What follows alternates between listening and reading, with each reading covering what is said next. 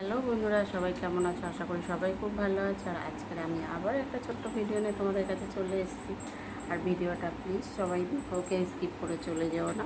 আর আজকের বাজার থেকে কী নিয়ে এসছে চলো তোমাদেরকে দেখিয়ে নিই। আর খুব সহজ পদ্ধতিতে খুব তাড়াতাড়ি সিম্পলভাবে রান্না করব। আমি কিন্তু অত এভাবে রান্না করি না, একদম ঘরোয়া পদ্ধতিতে সিম্পলভাবে রান্না করব। তো চলো চটপট দেখে নাও বাজার থেকে কী নিয়ে এসছে আর রান্না করব। দেখো বাজার থেকে হচ্ছে, এটা কি মাছ? কাটাপোনা। কাটাপোনা। কাটাপোনা মাছটা নিয়ে এসছে। চলো ধোয়া হচ্ছে, পরিষ্কার করে ধুয়ে নিয়ে রান্নাটা বসিয়ে দেব। আর এদিকে দেখো তিনজনা মিলে খাচ্ছে কেমন। তিনজনে খাচ্ছে। ও খায় না, হচ্ছে চিনির মেয়ে, খায় না। চিনির ছেলে দেখো কেমন খাচ্ছে মাছ। এদিকে বুড়ি চিনির মতন চিনির মেয়ে কাঁচা মাছ খায় না। রান্না করার জন্য মাছটা ভেজে নিয়েছি, নিয়ে এই যে ভাজা হচ্ছে।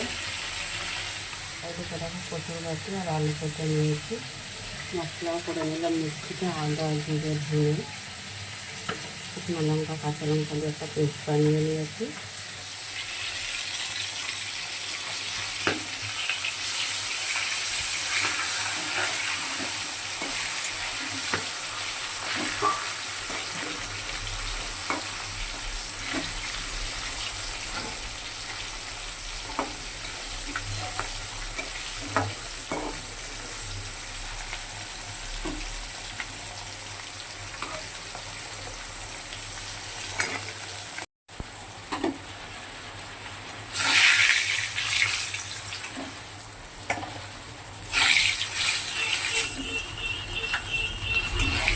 মাছগুলো একটু কড়াই ভাজলাম।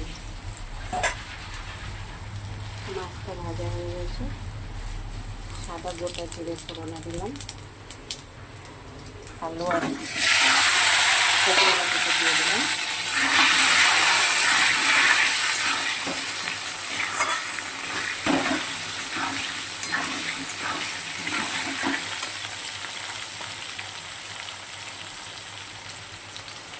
নুন দিয়ে দিলাম পরিমাণ মতন।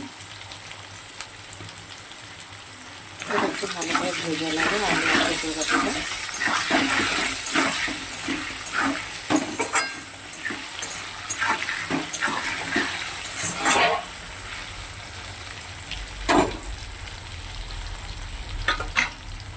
দেখো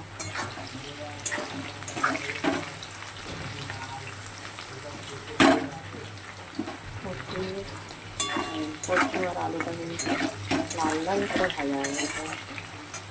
এবার আমি এটা দেবো হচ্ছে, নুন তো স্বাদ মতন দেওয়াই হয়ে গেছে। যে মশলাটা করেছিলাম, মশলাটা গুলে রেখেছিলাম জল দিয়ে, দিয়ে দিলাম।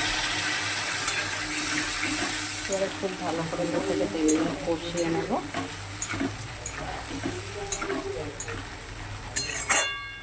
কষিয়ে নিয়ে আর লঙ্কার গুঁড়ো তো দেবো না এতে, কেন কি লঙ্কার গুঁড়ো শুকনো লঙ্কা কাঁচা লঙ্কা দুটোই মিক্স করে পেস্ট করে নিয়েছিলাম।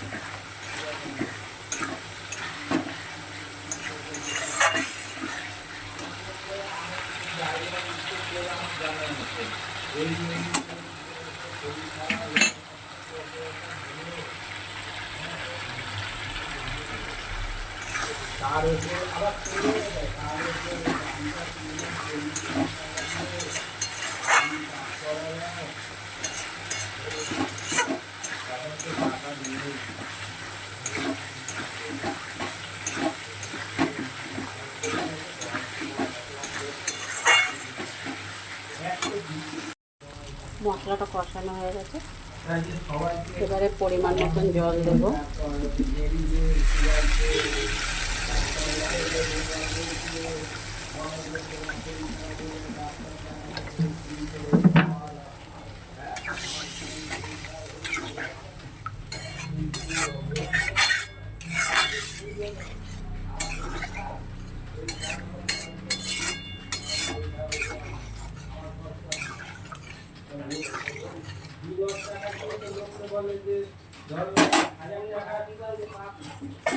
মাছগুলো দিয়ে দিলাম, এবার ফুটে উঠলে নামিয়ে নেব।